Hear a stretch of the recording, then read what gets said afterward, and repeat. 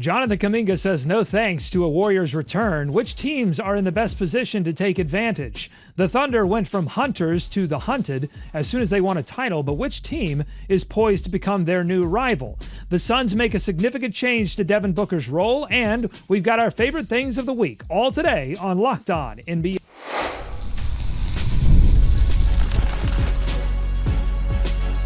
You are Locked On NBA, your daily NBA podcast. Part of the Locked On Podcast Network, your team every day. Welcome to Locked On NBA. Happy Friday. Thanks for making us your first listen of the day. We are free. We are available wherever you get your podcast. Part of the Locked On Podcast Network, your team every day. Today's episode is brought to you by Game Time. Download the Game Time app and create an account. Use code LOCKEDONNBA for $20 off your first purchase. I'm Doug Branson, host of Locked On Hornets, and your Shot Clock Sherpa, guiding you through the NBA's biggest stories every day with the help of Locked On's local experts. And I have two of the best with me, as always, from the Locked On Nuggets podcast. He's a senior NBA writer for the Action Network. It's Matt Moore. Matt. What did he Fantastic Four yesterday? Pretty good. Now I'm trying to think of the NBA player we're going to nickname Galactus. Fantastic Four. It was pretty good. Pretty good. I was hoping it would be fantastic. And from the Locked On Bulls podcast, he also writes on all things Chicago sports for Bleacher Report. We've got Hayes. Hayes. What's going on, everybody? I saw Fantastic Four yesterday too, and I'm gonna give a better review than Matt. It was fantastic. It was awesome. All right. Well, maybe when we get into our tiers next week, we'll have to talk about which teams are the Fantastic Four. Maybe we make that a tier of each conference, East-West, but that's going to have to wait because we do have some news today to talk about. Jonathan Kuminga has declined the latest offer from the Golden State Warriors as his restricted free agency looks like it's going to creep into August. A lot to sort of dig through here, a lot of implications of this. Let's first go out to the Locked On Warriors podcast for their reaction. He wants a fit, he wants dollars, but the Warriors have just about all the leverage in this situation. The leverage that Kaminga has is that he could technically wreck the Warriors' title window by being a distraction, refusing to play ball. I mean, the writing was on the wall. This should have just been done beforehand. Now they're sitting in a spot where they're at a stalemate. Like you said, I mean, they got 9 guys on the roster, I believe, right now.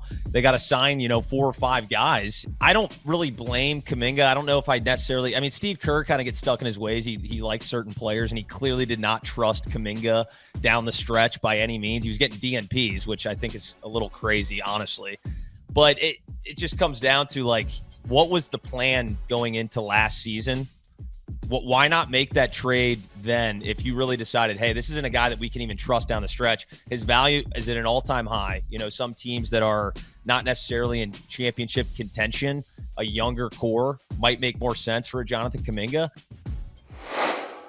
Matt, this is obviously a messy situation, and as with all messy situations, there's plenty of blame to go around. You heard Steve Kerr's name come up in that clip. How much blame does he shoulder for what's obviously a lack of trust that may be sealed between Kaminga and the Warriors? Well, let's see. I got one guy that's won 2 handfuls of rings, and I got another guy who is a north-south scorer who can't figure out how to play effectively around Steph Curry. Who am I going to side with here? Look, Kerr learned under Phil Jackson and Greg Popovich. Pretty good, right? Kerr's won 4 championships. Pretty good. At some level, you need to respect what this guy has been able to convey about the game. Like, he understands it. And people do forget this Warriors team was a one-and-done squad before Steve Kerr came along. That's all they were. They knocked off a weak, vulnerable Danilo Gallinari-less Nuggets team in 2013. And other than that, they really didn't do anything. And then Kerr comes along, and they're an absolute monster. Kaminga doesn't fit. He does not fit with this team. If you want to pivot away from Steph Curry, you can build your team around Jonathan Kuminga, but I don't think you want to. My question is, they mentioned all the leverage, but why are you using it? Like, Jonathan Kuminga, Hayes, averaged 19.8 minutes per game in the month of April. He averaged 21.5 in March. He's not part of this team. Who cares? Let him walk. Why are you holding on to this asset this badly? Clearly nobody's like, oh man, we love this guy. Like, try and get a deal done. Take less from the Suns, the Kings, whoever, and get out of this deal. You don't need Jonathan Kuminga for what you're trying to accomplish right now. And when this runs over, you're restarting anyway.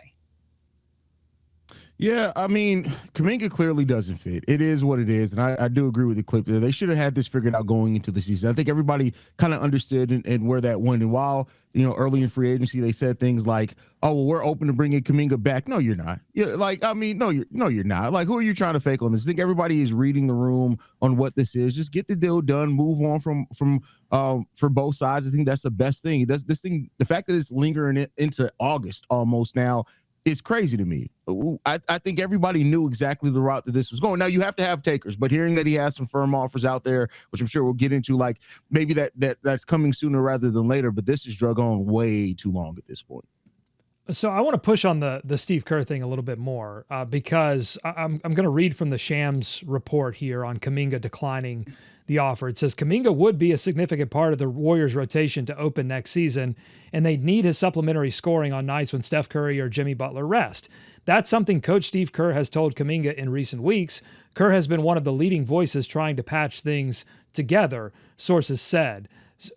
To me, it seems like there might be an issue here with sort of the waffling between he is a part or we can't play him, and that back and forth seems to be what Kaminga has a problem with. Why wouldn't Kerr at some point say, I really can't win with this player as the roster is constructed. You need to figure out something and do that like a season ago instead of still continuing to try to figure this thing out, Matt. I think he has. I think there's somebody in the front office. I think there's some persons in the front office that are like, no, he's too valuable. He's got too much talent. We use too much draft capital on him. We have to be able to capitalize on this. We missed on Wiseman. We can't miss on Wiseman and Kaminga. I think I think this is still Galaxy Brain 2 Timelines Eternal Championship mode stuff from the organization, trying to extend this window beyond Steph to be like, well, when Steph gets done, then we can pivot to Kaminga. No, you can't. No, you can't. The standard is going to be too high. The season after Steph leaves is going to be miserable. It's always miserable after a legend leaves. They're deluding themselves into thinking they can make this work. They should trust Kerr and move on. Hayes? Yeah, no, I 100% agree there. Kerr needs to be vocal about it, but yeah, it's just time to move on. I get hold on to assets. The 2-timeline thing didn't work for you. Maybe if you were still doing that, I can understand the front office wanting to hold on to Kaminga, but I mean, Kaminga's the last of the Mohicans here. The 2-timeline thing didn't work. It's time to move on. Unless this is all about Giannis Antetokounmpo, which is something that Tim Kawakami of the San Francisco Standard posited, that holding on to Kaminga in order sense. Just the asset or what you could get in return. Because I think a lot of people don't understand why the Warriors, after benching him multiple times, are asking for a first-round pick, no bad salaries, all of these like mega demands.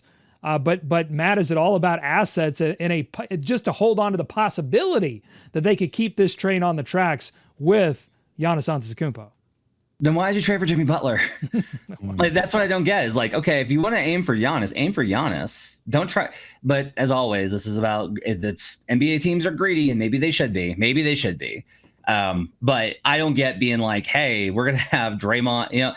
The piece there is probably Draymond goes to a third team, and that's how you make this kind of deal work. You can't make this work if you're like, we're gonna have Giannis and Steph and Draymond and Jimmy. That doesn't work. That does not work. Now, if you're trying to project 2 years down the line to transition from Steph to Giannis, okay, all right, that's a long shot. But the Bucks have acted like a pretty. They've acted with pride versus a lot of these teams that have gotten squeezed before, where they've just relented. The Bucks have resisted. They have fought. They have kicked this thing as far as possible. I have a hard time seeing the Bucks just finally giving up and being like, okay, we'll take Jonathan Kuminga, who you don't even think is good enough to play. That does not seem likely to me. It seems more likely they would try and talk Giannis into another destination. Hayes, if they really are holding on to the hope that Giannis could opt out or could ask for a trade and be a possibility here, are they really on 2 timelines? Or are they really on 1 timeline, which ends with like a giant cliff? And my curiosity on Steve Kerr, too, is like, if they are on that 1 timeline that ends ultimately in a rebuild, would he be around for that? Or is this really like, we're trying to play this whole thing out as long as it'll go and then everything changes?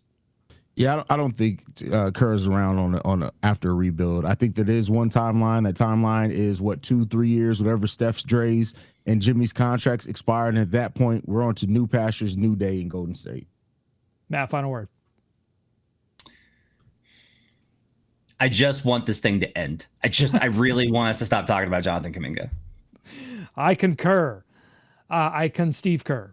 Let's move on to some teams that are reported to be interested in Jonathan Kuminga in possible signing trades, or at least Jonathan Kuminga and his agent are exploring options with the Phoenix Suns and the Sacramento Kings. What would be a better fit? We've got that and more on Locked On NBA. Today's episode of Locked On NBA is brought to you by Game Time. We've all been there, waiting forever for concert tickets to go on sale, only to miss out on the show that you've been dying to see. Buying tickets should not be stressful. That's where Game Time comes in. Game Time makes getting concert tickets fast, easy, and affordable. Prices actually drop the closer it gets to showtime, and you can save up to 60% with their last-minute deals. Plus, they have zone deals that pick the best seats in your section for you. No more endless scrolling. You'll even get a panoramic seat view before you buy. This is my favorite feature, so that you know exactly what you're getting. And the best part, the price you see is the price you pay. No hidden fees. Take the guesswork out of buying concert tickets and show tickets with Game Time. Download the Game Time app, create an account, use code LOCKEDONNBA for $20 off your first purchase. Terms apply. Again, create an account and redeem code LOCKEDONNBA for $20 off. More Locked On NBA ahead. Thanks again for making Locked On NBA your first listen every day. Just a few more things on this Kaminga situation.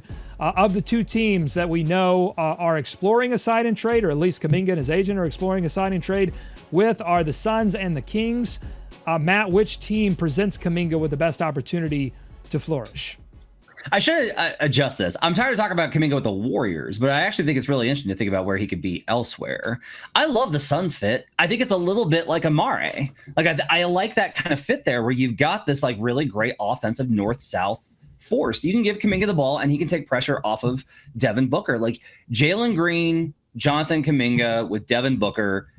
As much as those are three guys where I'm like, ooh, there's a lot of questions I have about decision making there outside of Booker. I still kind of think that that's talented enough for them to grow into something. Like I actually kind of look at the Suns roster, and the more I've been looking at it over the offseason, I'm kind of like, I kind of like this team. And so if they add Kaminga without giving up significant stuff, it rebalances a lot of their positional jam. That would help a lot. To me, like that makes a ton of sense. The Kings, you know, unless you're doing a deal for Sabonis, which would be interesting but weird. I don't really get it for the Kings. I continue to be like, where are we going here, Kings? Like your big offseason moves are going to be Dennis Schroeder and Jonathan Kuminga. I don't get what the Kings are doing once again. I'm not as optimistic as Kaminga on the Suns as Matt is. To me, you've just recreated what you had with KD, Bradley Beal, and Devin Booker is just younger. Like you still don't have a point guard there. You need an actual point guard to make that work. Devin Booker has looked the best he's ever had in his career as a complete player when he's actually playing next to a point guard. I know Jalen Green was initially drafted as a point guard, but trusting him, and it came out recently that they plan on him being their primary ball handler. Good luck on that one. That's concerning to me. So while I like the concept of Kaminga being on a team with Devin Booker, if you don't have a point guard there, I just don't know how that's going to work. I think it's going to be a jumbled mess. I'm a little bit concerned about it. But if I'm the Suns and looking for talent to put around Booker, I guess I'd bet on my ability to find a point guard within the next 12 months than not, and then you're probably fine. The Kings are an interesting scenario because what are you going to put them in the front court with? Again, I send DeMar DeRozan to the Golden State Warriors just to complete the old man quintuplet or whatever the word is there. Like, but him next to Keegan Murray with Zach LaVine, Dennis Schroeder, I guess I can see a little bit of that, but neither one of these rosters is like this fit where I think either team's going to be great after getting Kaminga. I guess the key thing is Kaminga going to a spot where he can finally be more of himself and develop as a player. I think both these spots offer that in different ways, though. One, I love Hayes teasing our segment later where it's just going to be, once again, us making Rockets fans, or Jalen Green fans, I guess at this point, livid with our criticism of him. And two, this is Colin Gillespie slander, and I won't stand for it. I will not stand for Colin Gillespie being erased on this program. Yes, coming up later on the show, the Phoenix Suns have made some decisions around point guard. It did not make Locked On Suns very happy, so stay tuned for that. But before we get to that, we got to talk about the Oklahoma City Thunder. They're on top right now. They've won a championship, but now every team in the Western Conference is going to be gunning for them. And on Locked On Thunder, Rylan Stiles and Nick Crane debated if the Thunder's rival will be a familiar foe or a team on the rise. Take a listen. Denver can be a rival, though, for OKC. They're in your division, so you're locked into playing them 4 times. It's the 2 best players in the world going at it. It's 2 teams who are supposed to win a championship this year. Like, that's the expectation level for both franchises. And I think that it can be really fun when we're talking about targets on your back, when we're talking about using games as measuring sticks.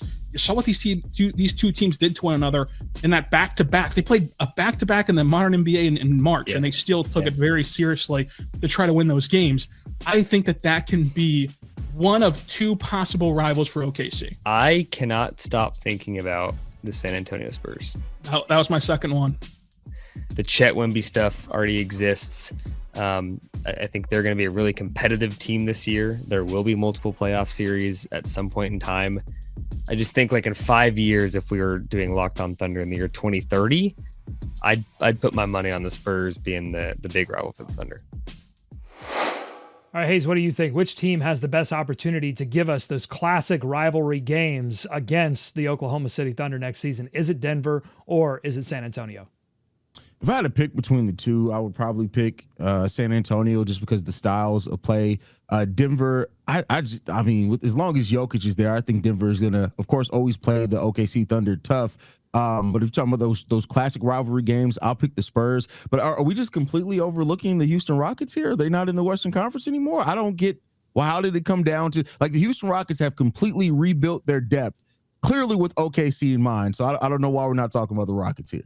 I love how much Hayes is in on the Rockets this season. And I love this dynamic with Locked On Thunder because this happens a lot with contenders where you win a championship and now all of a sudden all these teams are beneath you. Do you know who the Houston Rockets think are the biggest rival in the West? It's the Thunder. They hate that team. They've got rivalry going back to the playoff series. They've got rivalry going back to the Harden stuff. They've got rivalry going back to like various elements of MVP discussion, the Westbrook trade. Like there's all these elements that make Houston fans really antagonistic towards Thunder. Like that, those games have gotten a little chippy. If you remember in the play-in tournament, those games got a little chippy. Like the Rockets want to be the Thunder's rival, but the Thunder are like, we almost got beat by the Nuggets. Now, I'm lower on that series, I think, even than the Thunder are, where I'm like, you guys weren't in as much trouble, I think, as you think you were. But with how the Nuggets restructured things, yes, like it's the 2023 champs versus the 2025 champs. The last 2 Western Conference champs, they're the ones. And they're the most likely teams to face each other in multiple playoff series or conference championships down the line.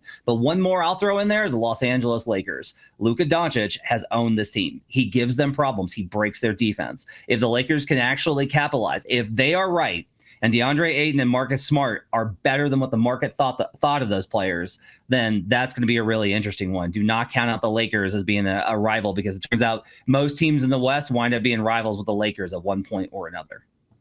Good points there. But what do you think about this idea about team on the rise versus team you know? Because Oklahoma City, I think they're very familiar with the Lakers, even with the Rockets adding KD. I think they're familiar with that team. They're certainly familiar with Denver. You've got the Spurs team. If they face the Thunder in the first round or in the second round as a come-up team, do they have an opportunity to sneak up on them and knock them off? It makes the Thunder a rival for the Spurs, but not the Spurs a rival for the Thunder. Like it has to be a situation where both teams are like, I hate losing to those guys. And when it's a team that's coming up, they haven't been able, like, one, so often, like, they attempt to climb the mountain and can't get there, and they have to slide back down and reconfigure things. Like, you have to get into a situation where it's like, you are validated, you are proven, and you are scary. And the Spurs are going to be really great with Wembanyama over the next decade, but the Thunder have no reason to be afraid of the Spurs right now. The goal for the Rockets is going to be proving to them, you need to be afraid of us in the West. Hayes, do you agree the Thunder have zero reason to be afraid of the San Antonio Spurs next season? Yeah, as it stands right now, they have none. I mean, the Spurs have they have a talented roster, a very promising roster, but they haven't proven anything yet. The Thunder have proven it not just this year with winning a title, but they've been one of the better teams for the last handful of at least 2-3 years. So I don't think they have anything to worry about yet, but that could change during the season. Are there any other rivalries you're excited to see next season, Hayes? Eastern Conference, Western Conference, and rivalry, I mean two teams that don't like each other, which I think we're seeing a little bit more in today's NBA and I think the CBA has something to do with it. There are players that aren't getting what they want because of other players. And I think we're seeing a little bit more chippiness than I've seen in previous years. Are there any other rivalries that you're looking forward to next season? Yeah, I think the Cavs and Knicks have gotten a little chippy over the last couple of years. Also, the Knicks and Pistons. Basically, anybody who wants to beat up on the Knicks, I'm interested in that. Matt, True Chicago fan. So I think what sucks is Halliburton's out. Because the answer should be the Pacers versus everybody, because they pissed off everybody in this playoff run. It was really great watching the fan bases on Twitter. The Bucks hated them, the Cavs hated them, the Knicks hated them. Everybody hated the Pacers, as the rest of the world was like, "What a fun upset story!" And those Eastern Conference fan bases were like, "Shut up." The answer now, I think, is Pistons Knicks for me. Is just I think the Pistons are close enough to be able to be like, we should have beaten you last year. You shouldn't have even made the conference finals. We should have been there. And I think that's going to be, I think, part of that equation as well. I'm also really interested to see if Orlando versus Detroit can get to be one. What I would really love is if those teams finish close to each other and face off in a playoff series, because it's that's two up and coming teams that are going to fight over the same kind of territory. The last one is Minnesota and the Denver Nuggets. Denver can't beat that team. They did all these adjustments. They've made all these changes. They have not been able. The Wolves have owned them for the past 2 seasons. If there's one team that the Nuggets are most worried about in the Western Conference outside of the Thunder, it's absolutely the Wolves. I will triple down on the New York Knicks, but I will throw in a different team, a team that they've had a rivalry against before, and that's the Atlanta Hawks. A lot of people are picking Atlanta to be very good in the Eastern Conference, at least. And I think the Knicks are going to view themselves as, particularly with the Halliburton injury, as the team that is, we're the team in the Eastern Conference with the Cavs. I think Atlanta could upset that. And you've always got the Trae Young and MSG factor. I like that rivalry too. I have one more addition. Ace Bailey versus his own coaches in front office. It's going to be tense. It's going to be tense. Back and forth. Watch it play out. Coming up on Locked On NBA, we do return to the Phoenix Suns. We've got a report from a Suns insider that could suggest that maybe Devin Booker is getting a demotion on his own team. It's his team. Plus our favorite things of the week. That's all ahead on Locked On NBA.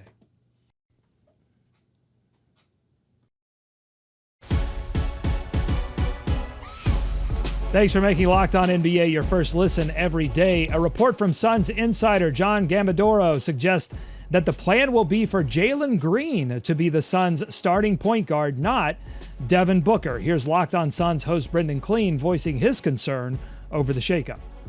I actually do think the ideal version of Devin Booker is a little bit on ball, a little bit off ball. So maybe this isn't the worst thing ever. It's more the Jalen Green side of it that I worry about, because even Rockets people were chiming in with this when this news came down today, saying, yeah, when he gets into a crowd, when the defense puts pressure on him, when he really has to slice and dice defenses that are designed to stop him, he struggles. And so it does feel like the Suns are sort of shooting themselves in the foot by locking into that plan when they don't really have to right now. I know it's through the media, but now the expectation is set, and he's going to have to try to live up to that. I'm not sure he can. Matt, what do you think? Is this the right move for the Suns, considering their post-KD roster construction, which they didn't necessarily ask for? This is what they have. Or is it ludicrous to take the ball out of Devin Booker's hands? First off, shout out to Brendan Clean. That was his last episode of Locked On Suns today. So shout out to Brendan for being with us for so long. Brendan's absolutely terrific. He's great over at Awful Announcing too. So I guess I go back to this. They added Tyus Jones and it didn't really matter. And Tyus Jones is a good point guard. So Hayes, I don't know that there's not a table setter point guard right now in the NBA. It's like Chris Paul and that's it, right? He's the last of that age. If you look at assist percentage, it's Trae, not a pure point guard. Cade, not a pure point guard. LaMelo, not a pure point guard. Hallie's the closest we kind of get there to it. Harden, not a pure point guard. TJ McConnell, not a starting point guard. And then Ja, we don't have that model anymore of a pure point who sets the floor for everybody. We don't have those guys anymore. It's going to have to be combo guards.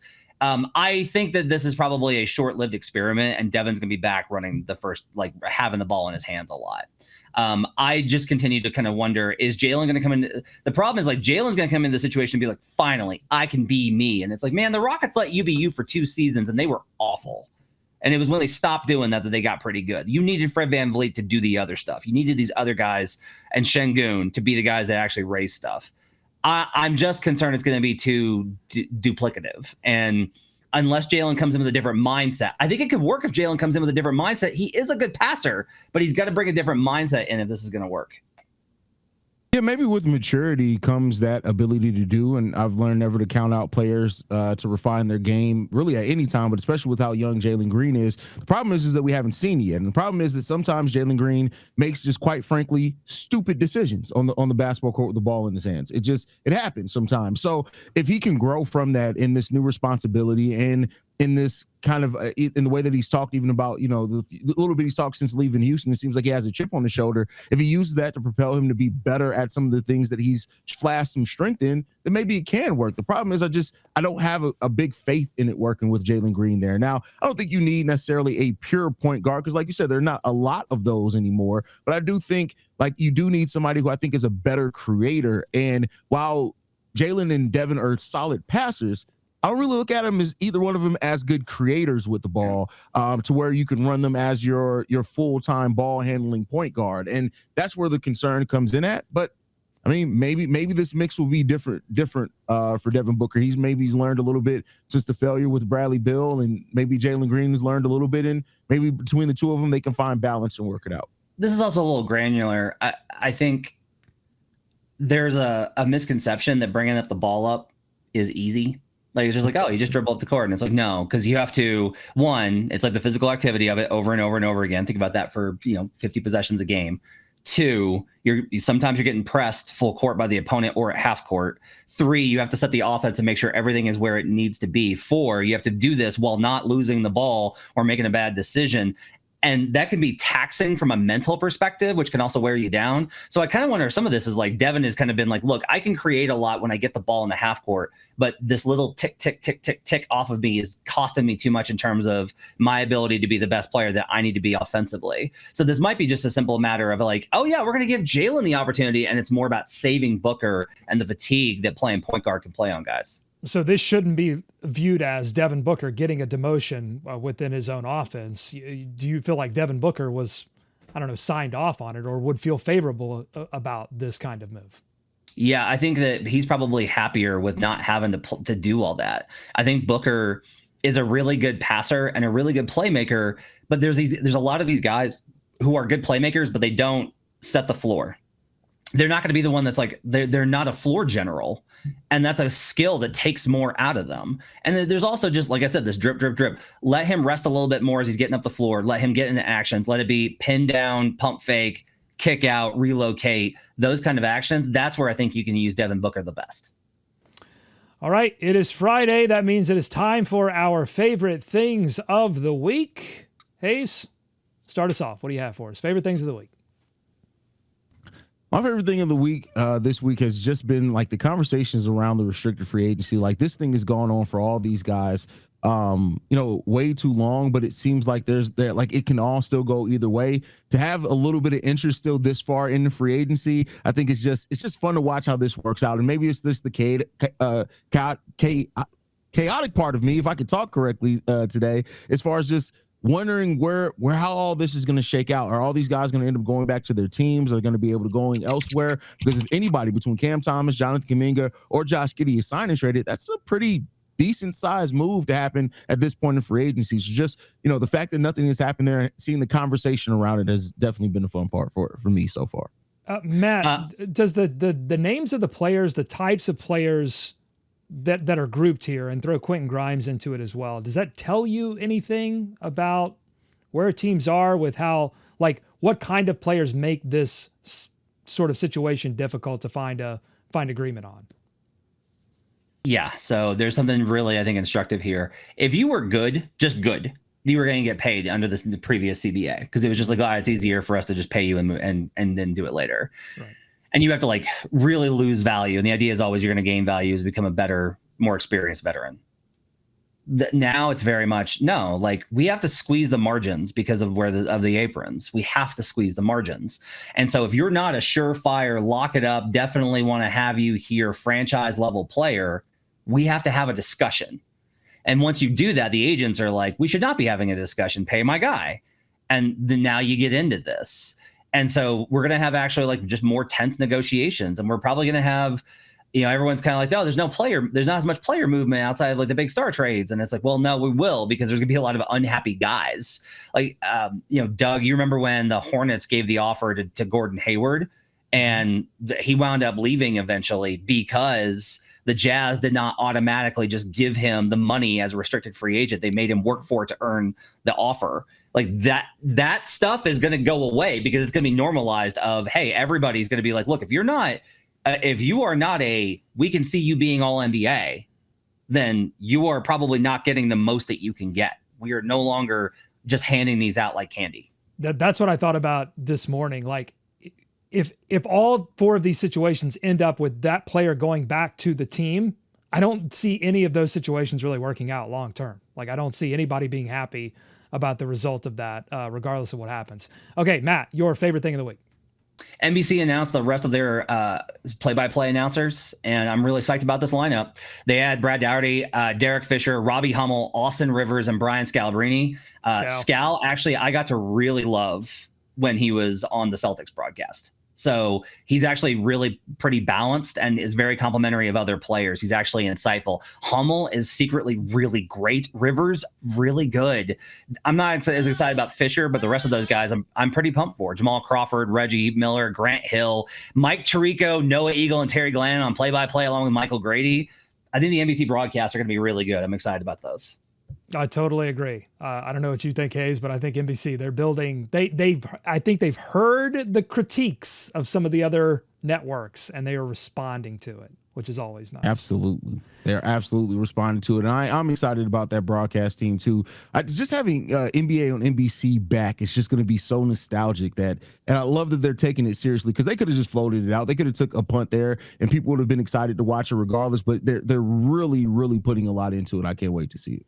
I have two very quick favorite things of the week. One involves Lance Stevenson on a podcast saying that he regrets blowing in LeBron's ear that one time because some drunk guy did it to him at a bar and said, quote, "That's how LeBron felt. How do you like that?"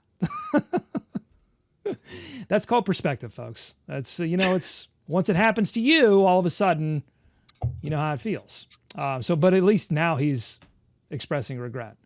And my final thing is Charlotte Hornets themed. Of course, I'm the host of the Locked On Hornets podcast, so I have to work them in whenever I can.